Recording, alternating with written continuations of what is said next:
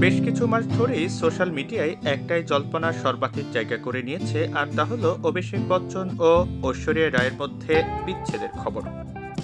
Net দুনিয়ায় সামনে আসতে দেখা যায় যে তারা একসঙ্গে থাকছেন না, কখনো আবার শোনা গেছে বিবাহ বিচ্ছেদের জন্য আবেদন করেছেন তারা। কখনো আবার সামনে আসে অভিষেকের বিয়ের আংটি খুলে ফেলা আঙুলের ছবি।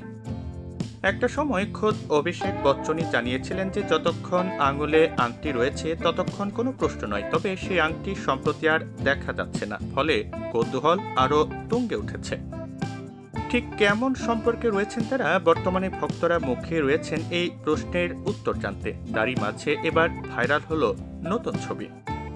ভোটের দিন ভাঙা হাত নিয়েই একা ভোট দিতে গেলেন ঐশ্বরিয়া, সঙ্গে ছিল না কেউ। 2019 সালে পরিবারের সবাই মিলে একসঙ্গে ভোট দিয়েছিলেন, এবার তার দেখা যায়নি।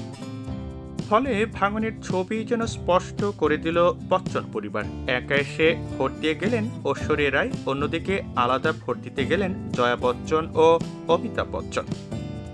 এমন একটি ছবি সামনে আসতে নেটপাড়ায় সর উঠল বচ্চন পরিবারের সঙ্গে বিচ্ছেদের কথাটি।